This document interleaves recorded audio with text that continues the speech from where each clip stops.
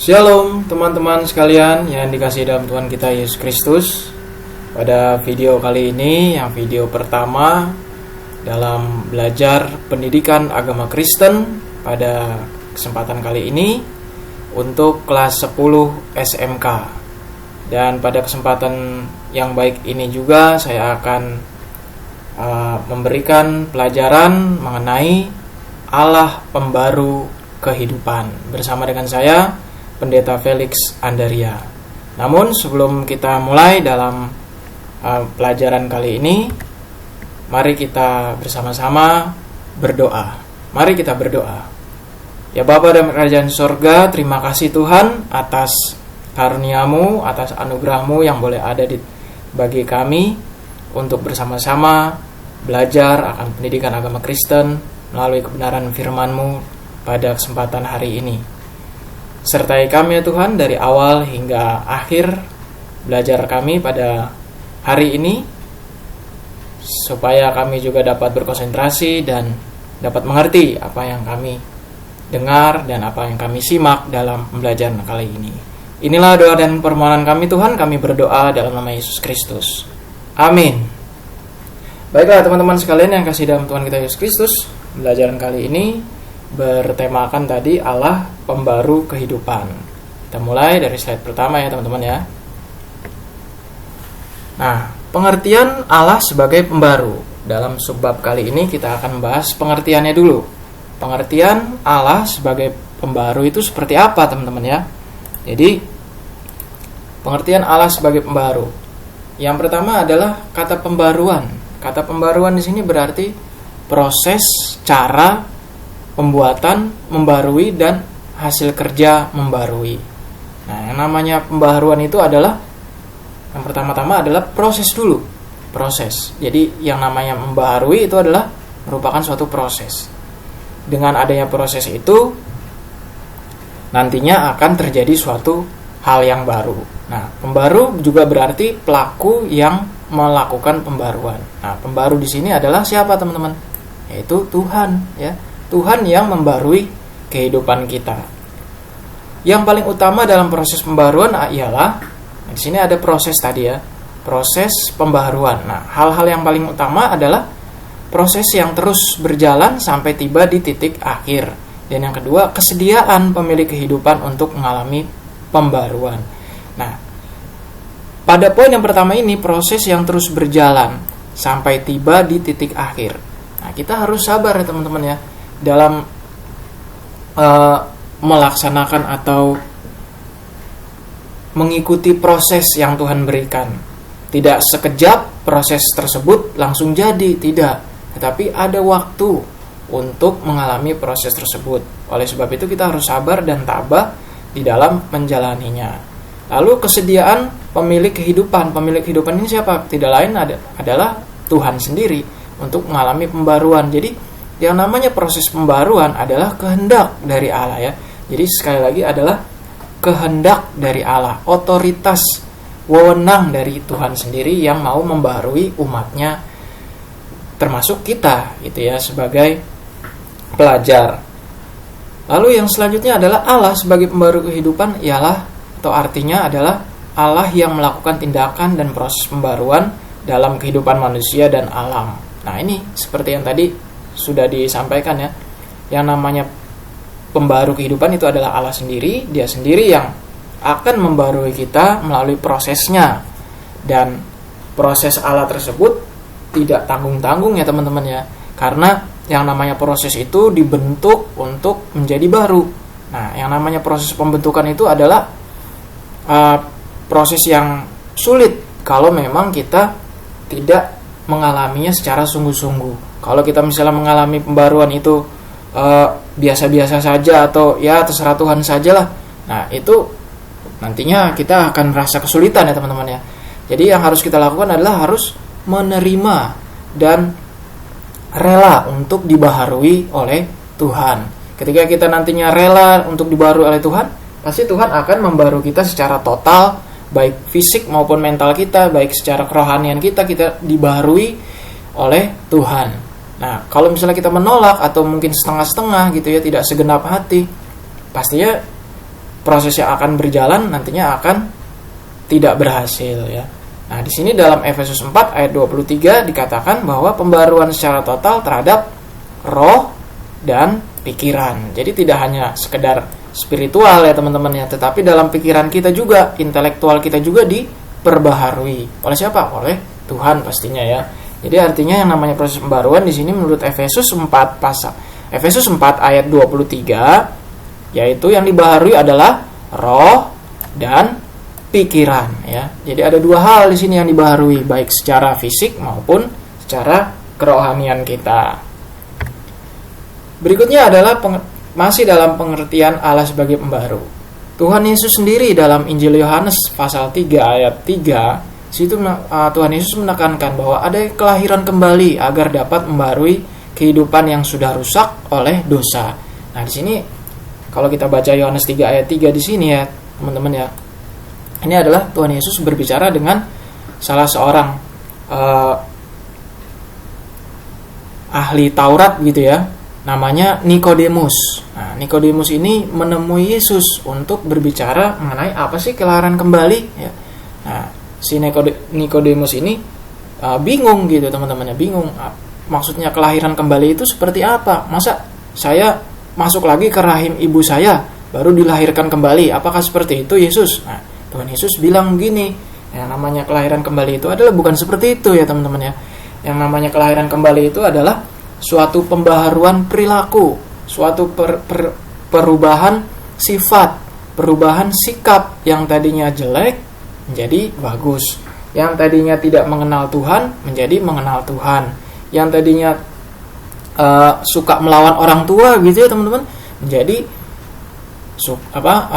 mematuhi atau menuruti orang tua, yang tadinya malas-malasan untuk belajar menjadi rajin belajar. Nah, itu seperti itu kelahiran kembali teman-teman ya. Jadi bukan artian secara fisik masuk ke dalam rahim terus dilahirkan kembali, bukan ya, bukan seperti itu. Nah, jadi Nikodemus diberi pengertian oleh Tuhan Yesus mengenai kelahiran kembali. Nah, di sini kelahiran kembali sama juga dengan pembaruan ya teman-teman ya, pembaruan. Jadi pembaruan kalau bahasa Tuhan Yesusnya adalah kelahiran kembali. Tuhan Yesus memakai kata kelahiran kembali itu adalah supaya benar-benar baru, lahir gitu ya, lahir, bukan berubah atau apa gitu ya. Yang namanya perubahan, pembaharuan itu adalah lahir, dilahirkan kembali. Yang namanya lahir itu jadi awal kembali gitu ya. Jadi awal, jadi di sangat mula-mula gitu. Nah, Tuhan Yesus menekankan di sini sebagai pembaru adalah ketika kita dibaharui oleh Allah, kita kembali lagi ke yang awal. Selalu kembali ke awal. Itu maksudnya kelahiran kembali. Jadi manusia di awalnya itu kan baik ya teman-teman ya, diciptakan itu kan baik untuk mengelola dunia ini. Nah, di situ maksudnya kelahiran kembali. Ketika kita jatuh ke dalam dosa, Tuhan membaharui kita supaya kita sebagai manusia kembali lagi ke ciptaan Allah yang mula-mula, yaitu manusia yang baik adanya. Ciptaan Tuhan itu baik adanya teman-teman ya. Kalau kita lihat di kitab Kejadian, semua yang diciptakan Tuhan adalah baik. Nah, Tuhan mau seperti itu. Nah, namanya kelahiran kembali seperti itu teman-teman ya. Jadi artinya Tuhan ingin menjadikan manusia lahir kembali menjadi yang awal sekali, yang seperti di kitab Kejadian, supaya kita baik adanya. Nah, semoga jelas ya di sini ya teman-teman ya untuk kelahiran kembali. Jadi bukan berarti tadi masuk ke dalam rahim ibu terus dilahirkan kembali, bukan ya. Nah, lalu yang kedua adalah diperlukan pembaruan secara total dan terus menerus. Nah, ini juga berbicara tentang pembaruan total adalah secara menyeluruh. Tidak setengah-setengah, tidak hanya 1/4 atau tidak hanya 1/3, tetapi seluruhnya secara utuh, secara total, secara penuh, dan juga selain total ya teman-teman, dan juga terus-menerus gitu ya. Jadi bersinambung, continue, tidak berhenti. Ya kan? Tidak jeda, tidak diistirahatkan, tidak. Kita melalui proses pembaruan secara terus-menerus dan secara total. Untuk apa teman-teman? Untuk memperbaiki keberadaan manusia seperti tadi ya. Seperti yang tadi saya bilang, kelahiran kembali, supaya memperbaiki agar lebih baik lagi. Nah, di situ terdapat dalam Roma pasal 12 ayat 2. Kenapa diperbaiki terus? Karena supaya kita tidak lagi hidup dengan dosa. Jadi mudah-mudahan jelas sampai di sini teman-teman ya. Artinya memperbaiki dan terus-menerus dan juga secara total diperbaharui oleh Allah. Selanjutnya, mengapa manusia memerlukan perubahan atau pembaharuan? Nah, awal manusia jatuh dalam dosa yaitu adalah dari Adam dan Hawa, Kejadian 3. Seperti tadi sudah saya bilang bahwa ketika manusia jatuh dalam dosa, manusia harus dibaharui. Keadaan demikian tersebut merupakan pemberontakan atau pelanggaran terhadap Allah. Nah, kita udah tahu semua ya teman-teman ya, kalau cerita tentang Adam dan Hawa itu adalah perbuatan dosa. Lalu di Perjanjian Baru juga Paulus menyebutnya sebagai ketidaktaatan dan orang berdosa sebagai musuh Allah. Nah, di sini ada satu kata lagi di sini yaitu ketidaktaatan. Kalau dalam Perjanjian Lama dibilangnya pemberontakan, kalau di dalam Perjanjian Baru ketidaktaatan. Ini sama ya teman-teman ya. Karena kalau di Perjanjian Lama itu pemberontakan terhadap Allah, sedangkan di Perjanjian Baru adalah ketidaktaatan kepada Allah. Roma pasal 5 ayat 19 dan Roma pasal 1 ayat 30. Nah, mengapa manusia memerlukan pembaruan? Karena manusia memberontak dan juga tidak taat kepada Tuhan. Oleh sebab itu, manusia membutuhkan suatu pembaharuan. Itu alasannya, karena manusia sudah jatuh dalam dosa, melakukan pemberontakan dan tidak taat. Lalu selanjutnya adalah Roma 3 ayat 11 sampai 12 mengatakan bahwa tidak ada orang yang benar-benar tidak berdosa. Artinya semua orang sudah tercemar oleh dosa. Jadi manusia di dunia ini tidak ada yang tidak berdosa teman-teman ya. Tidak ada. Jadi semua orang sudah dosa, sudah berdosa. Oleh sebab itu memerlukan pembaruan. Ya. Alasan yang kedua, setelah tadi manusia memberontak dan tidak taat, alasan yang kedua adalah memerlukan pembaharuan adalah sudah tercemar oleh dosa. Ini tidak main-main ya teman-teman ya. Karena kalau misalnya ada orang di luar sana yang bilang, oh saya tidak berdosa, wah itu sangat bohong ya teman-teman ya. Yang namanya manusia pasti berdosa. Karena keberdosaan itulah manusia membutuhkan namanya ini pembaharuan. Nah, ketika manusia tercemar oleh dosa, bertobatlah, dan pastinya Tuhan akan menerima pertobatan kita, dan pastinya Tuhan akan membaharui kehidupan kita menjadi lebih awal lagi, menjadi yang lebih baik lagi, menjadi ke yang lebih awal seperti tadi Yohanes 3 ayat 3 ya, menjadi lahir kembali. Kenyataannya adalah dosa telah mendatangkan maut dan memisahkan kita dari Allah. Nah, dosa itu selain kita mengetahui bahwa dosa itu adalah pemberontakan, dosa juga mendatangkan maut. Nah, mendatangkan maut ini artinya apa teman-teman? Mendatangkan maut ini adalah kematian. Gitu ya. Jadi kalau misalnya kita berdosa, pasti upahnya adalah mati. Kita pasti mati kalau berdosa. Nah, dan juga pastinya akan dipisahkan oleh Allah. Karena dosa ini kita dipisahkan atau memisahkan dari Allah. Roma pasal 6 ayat 23 teman-teman ya. Nanti kalau misalnya dibaca, silakan baca ya. Roma 6 ayat 23. Nah, ini adalah akibat dari dosa, yaitu mendatangkan maut dan memisahkan kita dari Allah. Nah, apakah kita mau berpisah dengan Allah? Tidak ya.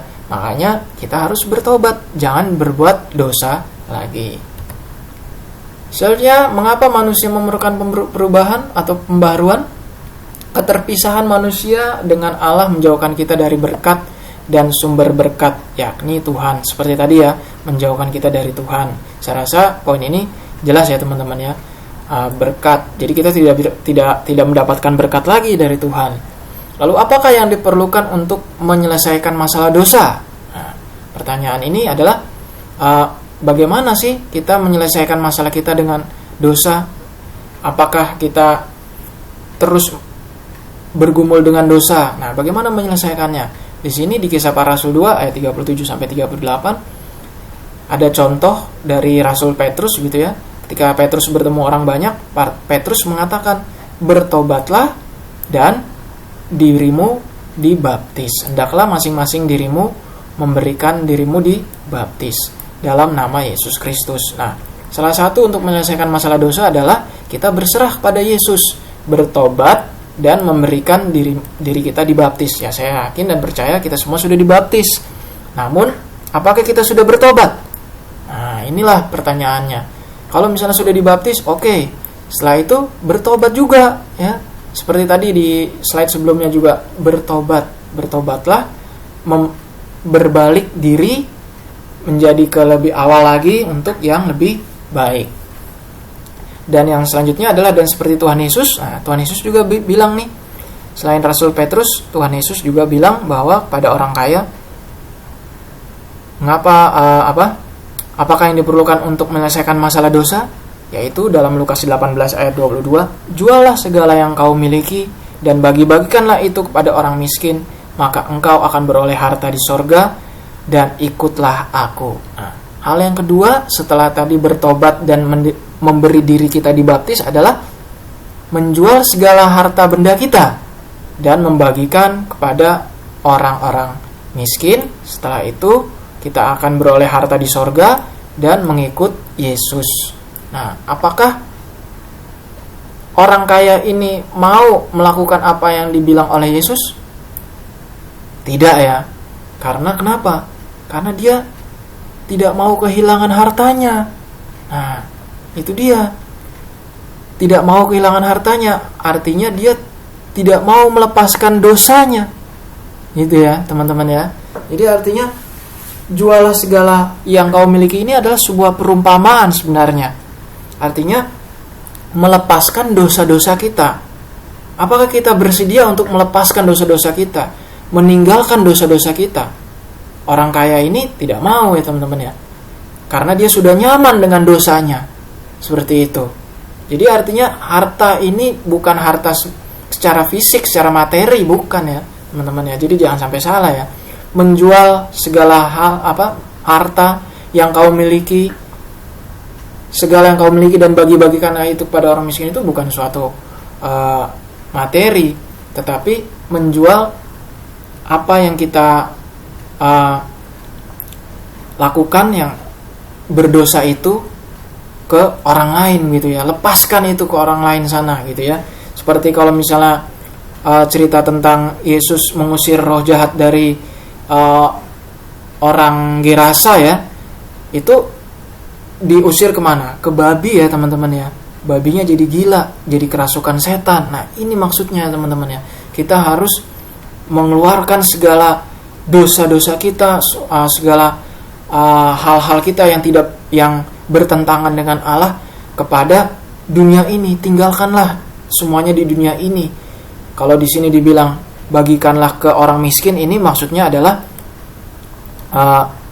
tinggalkan orang miskin di sini bukan orang miskin secara beneran ya teman-teman ya. Orang miskin ini adalah orang-orang yang tidak mengenal Allah gitu ya. Yang perumpamaannya tidak mengenal Allah. Miskin di sini bukan miskin harta atau miskin materi, tetapi orang miskin di sini adalah suatu ejekan kepada orang yang tidak mengenal Tuhan gitu ya teman-teman ya. Bagikanlah itu kepada orang miskin. Ini sebenarnya suatu ledekan gitu, suatu ejekan kepada orang-orang yang tidak mengenal Allah. Jadi artinya kasihin aja dosa-dosa kita kepada orang yang tidak mengenal Allah. Kira-kira seperti itu ya teman-teman ya. Jadi jangan dipahami orang miskin ini orang yang tidak punya duit atau yang hidup merana, hidup di bawah garis kemiskinan. Bukan ya teman-teman ya. Jangan sampai salah paham ya. Artinya karena di sini juga jualah segala kau miliki itu bukan masalah harta ya. Nah, orang kaya di sini kan tidak paham ya. Orang kaya ini tidak paham karena dia orang kaya, dikiranya hartanya yang dijual gitu ya. Nah, jadi artinya kita jangan sampai salah paham ya dalam memaknai Injil Lukas pasal 18 ayat 22 ini. Maksudnya sekali lagi teman-teman, Menjual segala hal yang kau miliki itu adalah melepaskan dosa-dosa kita dan tinggalkanlah dosa-dosa itu di dunia ini dan mengikut Yesus. Dan juga yang kedua, membagi-bagikan kepada orang miskin di sini adalah orang miskin dalam artian orang yang tidak mengenal Allah, orang yang tidak mengenal Tuhan. Biarlah mereka yang mendapatkan dosa-dosa kita. Mereka lah yang nantinya akan dihukum oleh Tuhan. Nah, sebagai kita orang percaya, sebagai kita orang yang mengenal Allah, tidak seperti itu kan? Nah, seperti itu ya teman-teman ya. Jadi jangan sampai salah paham. Lanjut kita ke slide berikutnya. Janji Allah tentang pembaruan. Proses pembaruan dari Allah sendiri. Manusia yang tercemar oleh dosa dibaharui oleh kasih-Nya yang rela mati menebus dosa-dosa manusia. Nah, janji Allah tentang pembaruan adalah Tuhan sendiri yang bersedia untuk menebus dosa-dosa kita di kayu salib ya teman-teman. Itu merupakan janji Allah, sudah tergenapi ya. Jadi artinya Tuhan Yesus sendiri yang berkorban untuk menebus dosa-dosa kita. Lalu yang kedua, hal penting lain adalah Allah menyelamatkan seseorang bukan karena kelayakan, tetapi semata-mata karena kemurahan Allah. Artinya begini ya teman-teman, kita diselamatkan ini bukan masalah kelayakan kita untuk diselamatkan, oh kita pantas nih untuk diselamatkan, bukan seperti itu ya. Tetapi semata-mata hanya kemurahan Allah, hanya otoritas Allah, kehendak Allah. Jadi Tuhan sendiri yang melakukan, yang menentukan upaya penyelamatan dan pembaharuan tersebut. Bukan karena kita bagus atau karena kita hidup kudus dan hidup layak di hadapan Tuhan, bukan. Orang yang hidup kudus dan layak saja juga belum tentu dibaharui oleh Tuhan ya teman-teman, diselamatkan. Namun yang menjadi penekanan di sini ialah, yang menjadi penekanannya adalah ini, kemurahan Allah ya, kemurahan Allah bagi kita semua umat manusia. Yohanes pasal 3 ayat 16 merupakan janji Tuhan kepada manusia, yaitu pengorbanannya untuk menebus dosa manusia sehingga kita dapat memperoleh hidup kekal bersama Kristus di sorga. Ya, Yohanes 3 ayat 16 ini sangat populer ya teman-teman, karena Tuhan sendiri yang berjanji kepada kita, karena begitu besar kasih Allah kepada dunia ini, ya kan, sehingga Tuhan sendiri yang mengaruniakan anaknya yang tunggal untuk menyelamatkan kita. Barang siapa yang percaya, dia beroleh keselamatan gitu ya. Yohanes 3 ayat 16 ini juga merupakan landasan Alkitab untuk pembaharuan bagi kehidupan kita. Tuhan sendiri yang membaharui hidup kita. Semua janji Allah tentang pembaharuan mempunyai unsur pemulihan dan perbaikan dalam hubungan yang baru dengan Allah. Melalui pengorbanannya kita dibaharui dan diselamatkan dari dosa. Nah, di sini pembaharuan Allah mempunyai unsur pemulihan dan perbaikan. Ketika kita dibaharui, kita juga dipulihkan dan juga diperbaiki. Kita yang rusak, yang sudah berantakan oleh dosa, kita dipulihkan kembali menjadi lebih baik dan diperbaiki oleh Tuhan sendiri. Pertanyaan adalah, maukah kita diselamatkan dari dosa dan memperbaiki diri dan memulihkan diri kita? Pasti mau ya teman-teman ya, nggak ada yang nggak mau ya. Pastinya kita mau untuk diselamatkan dari dosa. Ingat, upah dosa adalah maut, gitu ya. Ketika kita diselamatkan dari dosa oleh Yesus, kita terbebas dari hukuman maut tersebut, hukuman kematian yang kekal itu, tetapi memperoleh kehidupan yang kekal. Seperti Yohanes 3 ayat 16 tadi, beroleh hidup yang kekal. Begitu ya teman-teman ya. Nah, teman-teman sekalian yang dikasihi dalam Tuhan kita Yesus Kristus, tibalah kita sampai ke kesimpulan. Bagi teman-teman yang masih bingung atau mungkin ingin bertanya, silakan tulis pertanyaannya di kolom komen di bawah ya setelah video ini. Di video ini juga nantinya akan diberi kesempatan untuk bertanya ya teman-teman ya. Nantinya tinggal tulis komen aja di bagian kolom komentar ya teman-teman untuk bertanya tentang pelajaran kali ini mengenai apa? Allah sebagai pembaru. Nah, sekarang kita akan masuk ke dalam kesimpulan. Kesimpulan yang pertama adalah pembaharuan, yaitu adalah suatu proses yang bersinambung dan menyeluruh atau total selama hidup kita di dunia ini. Nah, seperti tadi yang namanya pembaruan adalah proses dan bersinambung. Artinya terus-menerus dan menyeluruh total gitu ya, selama kita hidup di dunia ini. Lalu yang kedua adalah pembaharuan itu apa ya? Pembaharuan di kehidupan merupakan inisiatif dari Tuhan yang terus membarui kita untuk tidak jatuh ke dalam dosa. Nah, yang namanya pembaruan di sini adalah merupakan inisiatif dari Tuhan, artinya wewenang, kehendak dari Tuhan, bukan semata-mata usaha dari kita sebagai manusia, namun oleh Tuhan sendiri ya. Dan yang terus membaharui supaya tidak jatuh ke dalam dosa. Jadi yang pertama tadi adalah proses bersinambung dan menyeluruh. Yang kedua, pembaharuan itu adalah inisiatif dari Tuhan. Selanjutnya adalah yang ketiga, serahkan diri kita kepada Tuhan untuk dibarui dan percaya akan janjinya, yaitu hidup kekal bersamanya. Boleh kita nikmati di masa mendatang. Ketika kita menyerahkan seluruh hidup kita kepada Tuhan, kita harus percaya akan janji Tuhan, yaitu hidup kekal ya. Hidup kekal, bukan mati kekal, teman-teman ya. Jadi kita harus menyerahkan diri kita pada Tuhan untuk hidup yang kekal. Hidup yang kekal bersama siapa? Bersama Tuhan pastinya ya. Bersama Tuhan kita Yesus Kristus di sorga dan di masa mendatang nanti. Gitu ya teman-teman ya. Lalu kita tiba di akhir video ini. Dan tadi kesimpulan dan juga uraian saya mudah-mudahan bisa dipahami dengan baik, dimengerti dengan baik, dan juga boleh bermanfaat untuk menolong teman-teman sekalian dalam menjalani atau dalam mempelajari bab kita pada kesempatan hari ini tentang Allah sebagai pembaharu. Dan sebelum mengakhiri dan menutup video ini, kita satu dalam doa ya teman-teman ya. Mari kita berdoa. Ya Bapa dalam kerajaan sorga, Tuhan kami Yesus Kristus, terima kasih atas pertolongan dan penyertaan-Mu sepanjang video ini. Kiranya apa yang kami pelajari boleh juga kami dapat mengerti dan pahami, serta dapat melakukan pelajaran tersebut ini dalam kehidupan kami sehari-hari.